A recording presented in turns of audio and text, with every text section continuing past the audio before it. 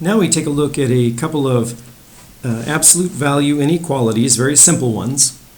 And after we solve them, we will look at the recipe on how to solve all absolute value inequalities. So let's start off with this one. The absolute value of x is less than 3 over 2. Well, in words, what that means is x, the distance between x and 0, is less than 3 halves. So it might be easiest to start with the number line. Okay, so if I go 0, 1, 2, 0, negative 1, negative 2, 3 halves would be about 1 1/2 would be between 1 and 2, be about there.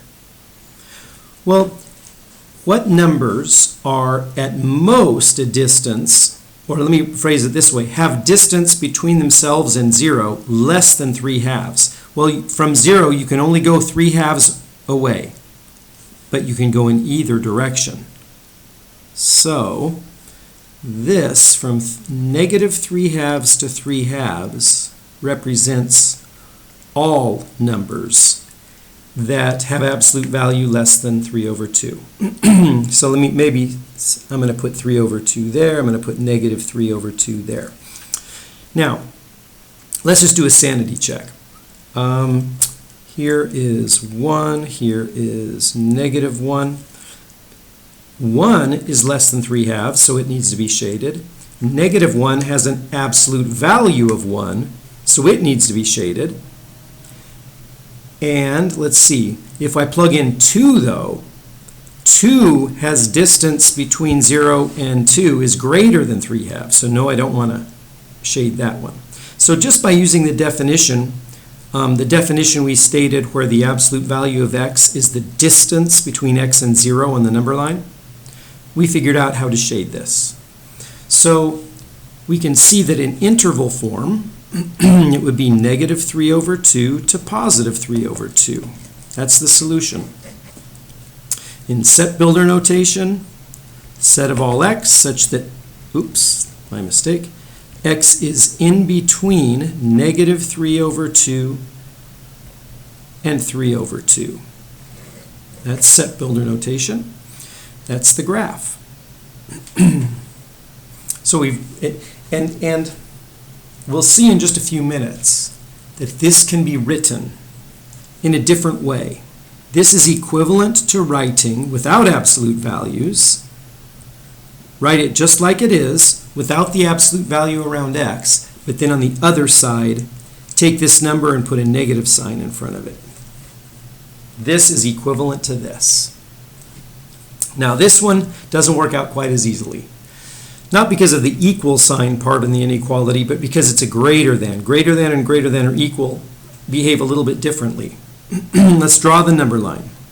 Let's do what we did upstairs. Let's do 0, 1, 2, negative 2. So here I'm going to put a solid dot at 3 over 2. And at negative 3 over 2, negative 1 1/2, I'm going to label it negative 3 over 2. So we want to shade, notice that this was absolute value of x less than 3 halves. This was absolute value of x greater than or equal. So we're going to shade in this one everything that we did not shade in this one. So notice what's going to happen. It's going to go out this direction, out to infinity. And from this one it's going to go left, negative infinity. That's how you shade it. So let's test this a little bit. Let's check the number 2. Is the number 2 absolute value greater than or equal to 3 halves? Indeed it is. 2 would be 4 over 2. How about negative 2? Is negative 2 in absolute values greater than or equal to 3 over 2? Of course it is, because negative 2 in absolute values is just 2. 2 is greater than 3 over 2. So all of the numbers from here outward are, each one of these numbers is a solution, each one of these numbers is a solution. So the way we have to write this though, maybe I'll do the set builder notation first. A set of all x such that, well, For this part, it's just going to be x less or equal to negative 3 over 2. That's for this part. Or x greater than or equal to positive 3 over 2. That's for this part. And the final way to write it with intervals, it's going to be this interval unioned with this interval. So we know we have to have a union. So I'm going to have negative infinity to negative 3 over 2 with a square bracket, union with 3 over 2 to infinity. That's a funny looking negative infinity, tilted a little bit. So these are the non-graphed solutions, and this is the graphed solution. Now let's do a recipe here. How do you solve an absolute value inequality? Well, first of all, it's going to assume that we've done enough arithmetic where we got absolute value of x. And x could be either like a variable, little x, or it could be an expression, 2x minus 3 or 3x plus 5, something like that. So c is an algebraic expression, and this number has to be positive,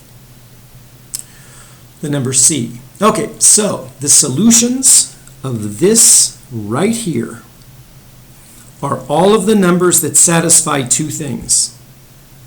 The first one is x is less than c. The other one is x is greater than negative c. That's a c, unfortunately, it doesn't look like it.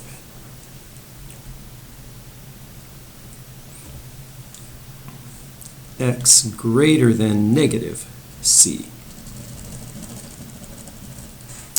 Okay, in other words, if the expression x is less than c and it's bigger than negative c, that means that expression x is caught in between negative c and c.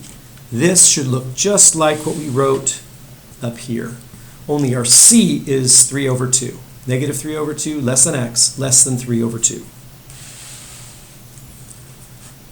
And in interval notation, it's quite simple. Negative c, comma, c. And if that were an x less than or equal, we would have less than or equal, and these would be square brackets. All right, let's do the other direction. Absolute value of x greater than c. This is the tougher one to memorize. It's not difficult, though.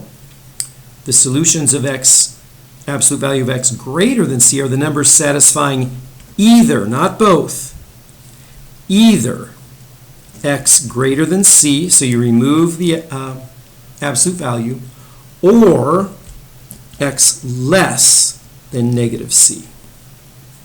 So in interval notation, it's not one single interval. It's either this or this, which means you've got a union. So it's going to be from negative infinity to negative c, and it's going to be c to infinity, which is just like we did here. Only this one had a square brackets because it was greater than or equal instead of just greater than. And you do similarly for less than or equal and greater than or equal. Just make the brackets correct and make it less than or equal instead of less than, or greater than or equal instead of greater than.